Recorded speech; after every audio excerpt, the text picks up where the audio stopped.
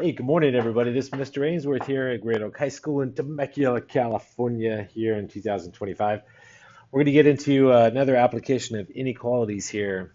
So get ready here and use your video properly, okay? Pause, play, rewind, and go slow. Go at your own pace. And if you're on your iPad here, you should be split screened and working in OneNote simultaneously with me. Okay, so let's get into it here. So we got this is about community meals, okay, in a city. Okay, so it says Double Trellis here Food Initiative is a community organization in Philadelphia that prepares and serves free meals to community members.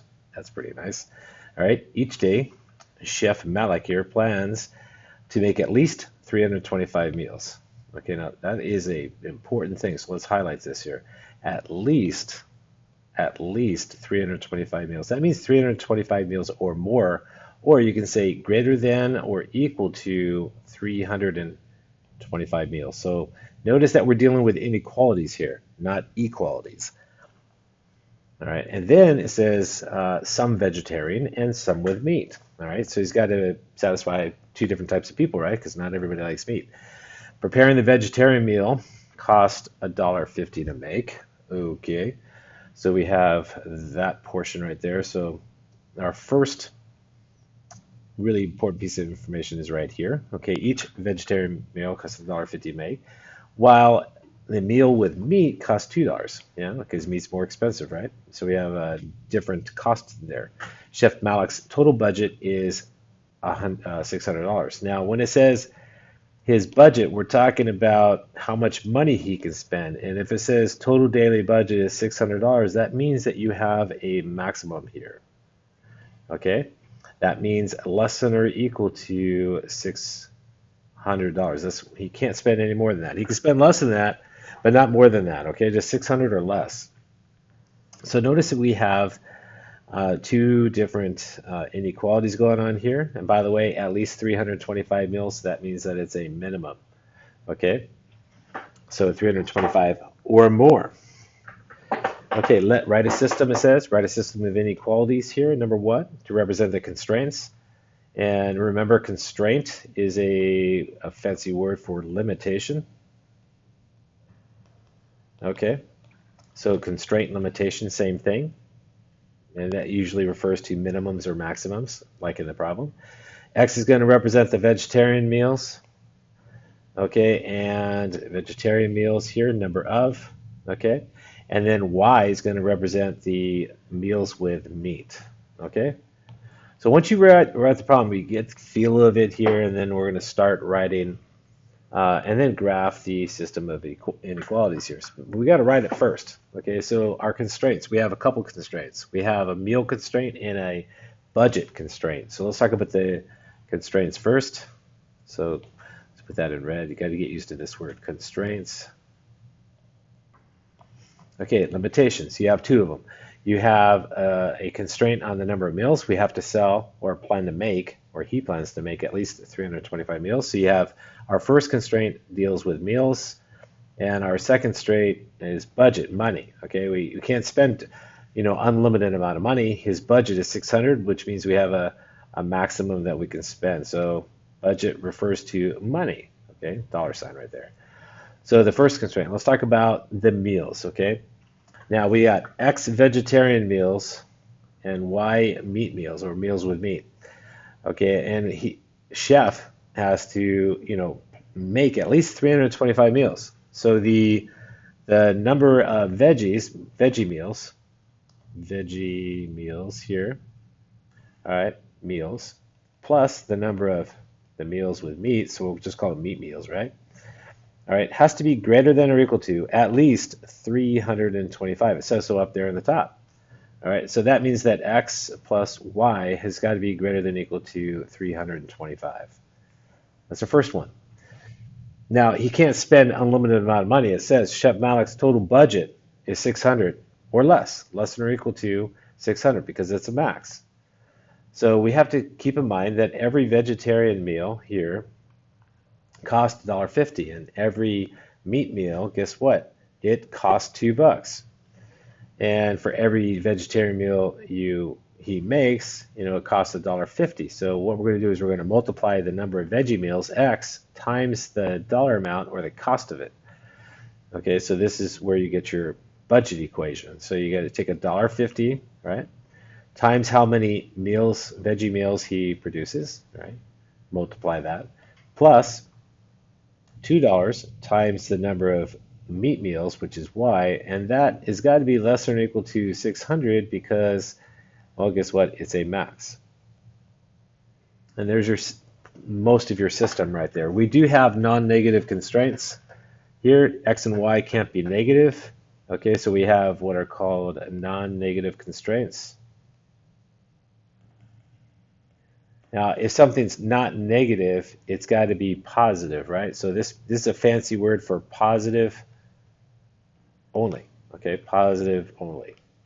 And that means, simply put, that X has to be greater than or equal to 0, meaning 0 or positive, okay? Greater than or equal to 0 means 0 or bigger.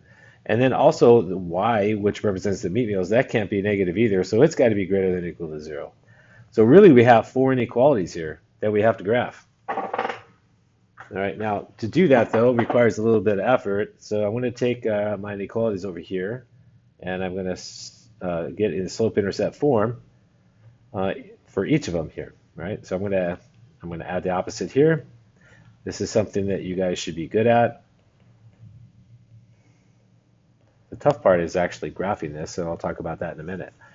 All right, because the scale's not 1 anymore here, so you have to learn how to deal with that.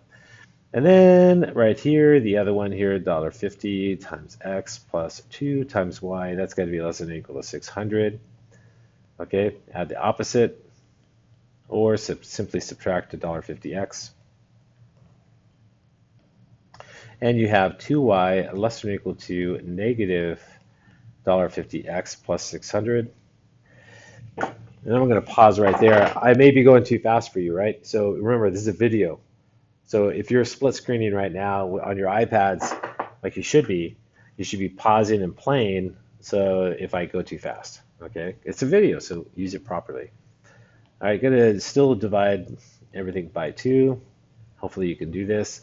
If you can't, use a calculator. So if you don't know what negative 1.5 divided by 2 is, you just type it in. It's that simple. All right, and you get negative 0.75. And then if you want to change it to a fraction because you have slope here, boom, just click on that button. Okay, and you'll notice that it's negative 3/4. So Y is less than or equal to negative 0.75x plus 300, because 600 divided by 2 is 300. And as a fraction, that's negative 3/4 x plus 300. Okay, now the question is, how do you graph these inequalities, as well as the non-negative constraints up there, okay, on the top of the screen. So let's talk about that, because the scale is not 1 here. The scale is 50. So if you look right here, the first grid line up from 0 is 50. So the scale, I'm going to make a note of it here, scale equals 50, and that's important to know. We're counting by 50s on this graph and not by 1s. So when you use the slope and the y-intercept, like on our first equation here, or inequality here, the slope, m here is equal to negative 1 over 1. And on the scale of 50, you can't really use that. It's kind of hard. So all you do is use the scale, and you multiply it by 50 over 50, and you get a new slope that's equivalent to it. So now I use negative 50 over 50, which I can handle. That obviously is negative 1. Negative 50 divided by 50 is negative 1. So it didn't change anything, guys. And the y-intercept is 325. So we have to graph 325 first. That's halfway between 300 and 350 is 325. So I'm going to start there. And then I count down 50, right 50. Down 50 on the slope, right 50, because it's rise over run. So down 50, right 50. Down 50, right 50. Down 50, right 50. You just keep on repeating this, right? And if you do it correctly, you're down here. So there, and then when you look at your inequality here, as you guys know from prior lessons here, it's greater than or equal to. Okay, so because of that right there, I know that we have a solid boundary line. solid boundary line here, and the solutions are above because it's greater than. So solid and above. So I'm going to draw a solid boundary line, and I'm going to graph above it because it's greater than or equal to right there. So here we go. So that's the first one. Call that A. I'm going to label this A here. Inequality A. Okay, next one. Okay, so how do you graph this one? So again, use the slope. So the slope here is negative 3/4. On the graph, it's kind of hard to go down 3 right 4, so you multiply by the scale, which is negative 150 divided by 200, which we can use. Okay, so you're going to go down 150, right 200 from the y-intercept, which is 300. So let's graph this in different color here. So starting at 300, I'm going to go down 150. So 50, count by 50s, 50, 100, 150. That's 3 grid lines down. So from 300 down to 150, and then I go right 200 and plot a point, and I do it again, down 150, right. Okay, and if you do it correctly, you should end up at 400. So then you sketch your inequality here, right through those 3 points. Okay, now this one's less than or equal to. So this is solid and below. Okay, and so I'm going to graph it below here. Okay, and that's my second inequality, inequality B. Okay, all right, so now you have to graph the non-negative constraint. So I'm going to switch colors here. I'm going to put this one in green here. If x is greater than or equal to 0, okay, you look at the x-axis, and numbers that are greater than or equal to 0 are obviously to the right. Okay, so believe it or not, this one is right of the y-axis here, and that is x greater than or equal to 0. And if you don't believe me, so let's do this. If you type in x greater than or equal to 0, you'll notice that it's a solid boundary line on the y-axis to the right. All x coordinates that are positive lie to the right of the y-axis. Okay, and the next one here, next one we have to graph the last one, y greater than or equal to 0, so let's switch colors again. Okay, I'm going to go light blue. So we'll go this blue. Oh, that's it. I don't want to use that color. Or use that color. So let's switch colors. Let's go purple. Okay, now if y is greater than or equal to 0, then obviously if you look at the y-axis, which is the vertical one, all y values greater than 0 are above, all right, above the x-axis. Okay, there we go. And if you don't believe me, pull up Desmos here, and then you type it in, y greater than or equal to 0, and notice the green area. It's up there. All right, it's above the x-axis right there. All right. So when in doubt, use Desmos to learn from it, and then you're looking for the solution region, and the solution region is where they all overlap. So where does purple and green and blue overlap? Okay, so let's go ahead and do that. So you got to be above the red line, you got to be below the blue line, and you got to be above the axes. Okay, so if you have to be above the red line, I'm going to get a highlighter now, and below the blue line, you're in here, you're in between them, actually. Okay, so there's your solution region.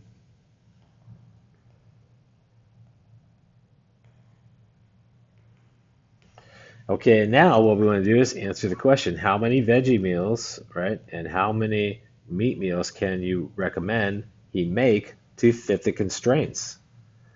Okay. So what we need to do is pick a point in here, and guess what? There's more than one answer possible. So more than one solution or answer possible. So you're going to look in the solution region, right? So I'm going to pick one. So I'm going to pick an easy one. I'm going to pick this one here, this point right here, and that's right 30 up 50. So excuse me, right 300. And then up 50, so that's 300 comma 50. So 300 comma 50, but what does that mean? So what we need to do is understand what x and y represents. So x represents the veggie meals, y represents the meat meals here. So one possibility is 300 comma 50, but let's write down what it means. Okay, so we recommend that Chef Malik here prepares 300 veggie meals. That's a V. Veggie meals, all right, and 50 meat meals. So you have to explain what your answer means. Now you don't have to pick that one. You could pick another one. So let's pick another one. Let's zoom in here on the graph. I see another one right here. That's 250 comma 100. 250 comma 100. That's in the solution region as well. So let's write out what that means. So 250 comma 100. What does that mean? Well, the x value represents veggie meals. So 250 veggie meals. The 100 represents meat meals. So 100 meat meals. And there we go. That's what we recommend Chef to make according to the problem. Okay, and that will keep them in budget, less than or equal to $600, but it will also satisfy the other budget that he has to make, not the other budget, the other constraint, that he makes at least 325 meals. And that is one cool problem, people. That's a real life problem right there. All right, dealing with community meals. All right, let's do one more here. I told you guys about this correction in class, and I fixed it only because I made it a little bit easier to do without the calculator here for the most part. Okay, so let's take a look at it and use the similar ideas that we just talked about earlier. All right, so Chef Malik here decides to spend the grant money to package and deliver the meals to reach more community members. Each vegetarian meal now costs, I changed that to $2.75, so let's fix this, $2.75 per meal. Okay, that's a veggie. Oh, excuse me. Oh yeah. No, I'm sorry. That's okay. Scratch that.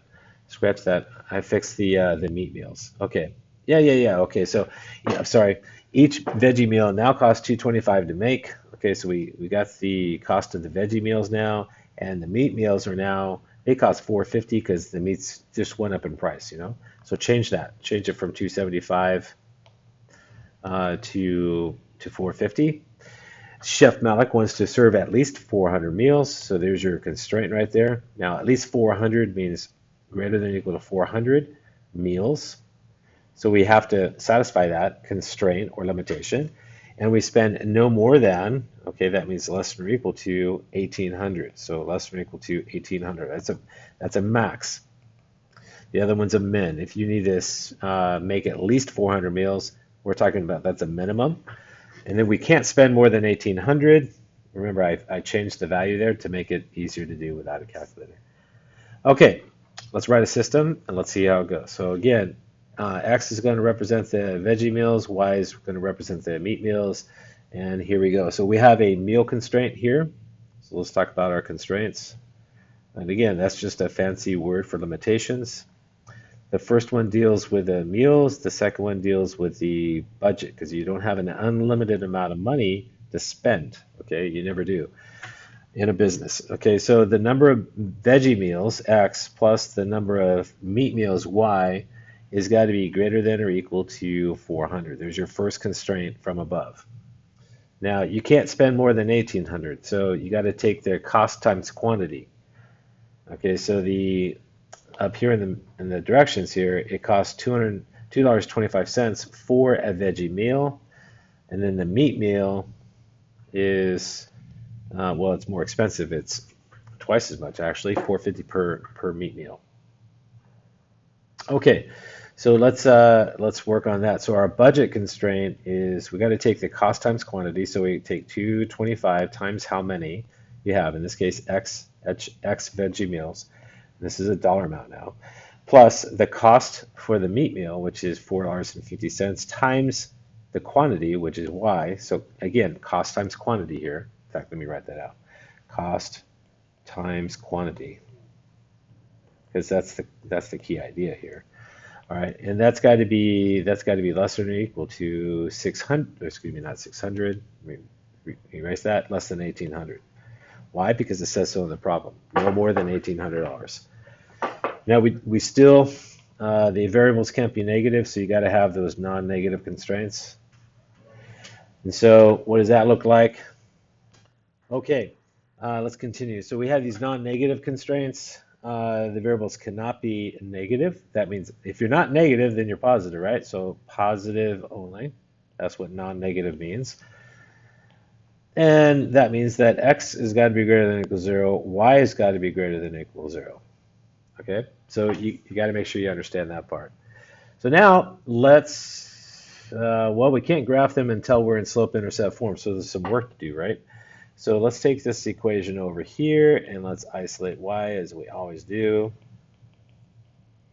Okay, here we go. So my first inequality, x plus y is greater than or equal to 400. All we have to do is subtract x, that's it. All right, that's easy. You have y greater than or equal to negative x plus 400. All right, the next one here, you have $2.25 x plus 450 times y is less than or equal to 1800. So this one's going to take some more effort. We're going to have to do two steps here. We're going to have to add the opposite or simply subtract 225x. And what do we get? We get 450y is less than or equal to negative 225x here, plus the 1800. Then we'll, again, use a calculator when appropriate here. So we're going to divide everything here by 450, all three terms. Okay, bring in the calculator. If you want to use it, let's go for it here. So negative 225 divided by 4.5 or 450 is negative 0.5 or negative 1/2. Ah, this turns out nicely. So my inequality looks like this. It looks like y is less than or equal to negative 1/2 x. And then here we go. You got 1800 here divided by 450. That's 400. That turned out to be nice. Okay, cool. So now I have my inequalities here. Now I start graphing. All right, let's do the non-negative first. That's the easiest ones, okay? So let's put this one in red. So if x is greater than 0, you got to be right of the y-axis, okay? X values that are greater than 0 are obviously to the right of 0, okay? If you look at the axis here, it goes 0, 200, 400, 600. They're to their x values that are greater than 0 are obviously to the right. Okay, now the other one here, let's do the second one in green. If y is greater than 0, then you got to be above, okay, the x-axis, okay, because underneath it are negative values, right? So that's y greater than or equal to 0 in green. That's the easy part. Now the more challenging part. Okay, so now what we want to do is look at the slope. So here on the first one here, the slope, m here is -1. What's the scale of this graph? So if you look here, the scale, what's the scale? We got to take 200 divided by 4.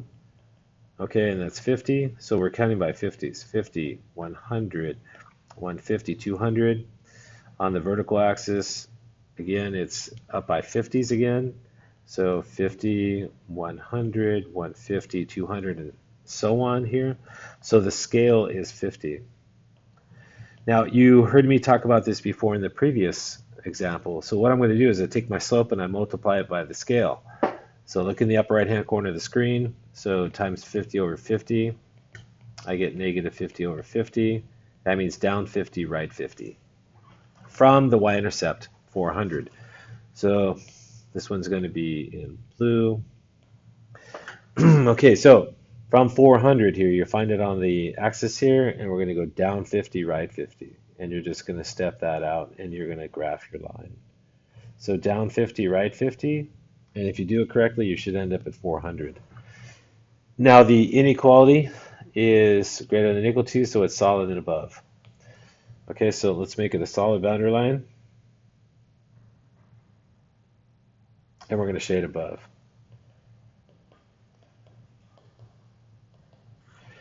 And that's the, we'll call this one A.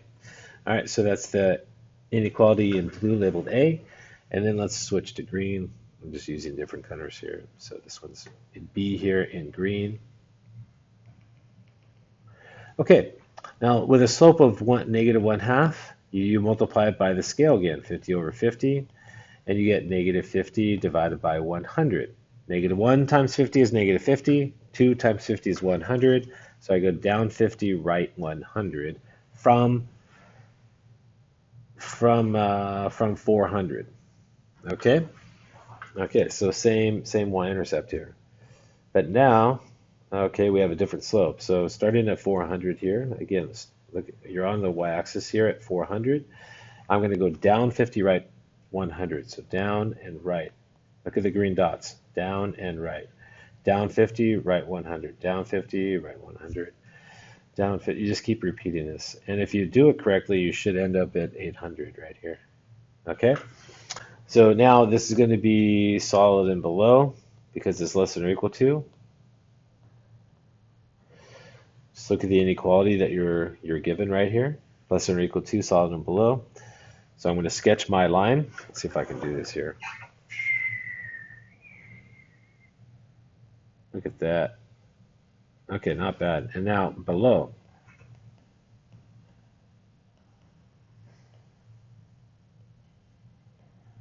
Okay, so those are all my inequalities, and now I got to find the solution region. So it says mark the solution region. Well, it's where they overlap, right? And they overlap. It has to be above the blue line and below the green line, and above the x-axis and to the right of the y-axis. So our solution region is this triangle-looking thing right here. Okay, so. Okay, you got to put in the sound effects. Okay, so there's your solution region. Now we just have to pick a solution in there and interpret it if they ask for it. Okay, do they ask for it? No, I don't think they do. I should have. Okay, should have asked to answer. So this right here. So the solution region is in here. So if you wanted to pick a solution, you could pick 500, 100. That would be a solution, because you're going to have to do that on the test. So 500, 100 would be a solution. Man, there's all kinds of solutions. Right here is 300, and that's 200. So 300, 200 is another solution. Right here, 600, 50 is another solution. There's like many solutions possible. Many solutions possible here, which is what I've been talking about in all my lessons. Okay, and there you go. That's how it's done, my friends. Okay, and that's hopefully this is helping you out. You guys asked for it. Okay, I provided it here, and just so use your Canvas effectively here, and use your videos effectively, and I'll see you in class where you can show me some skill. You guys take care. Bye-bye.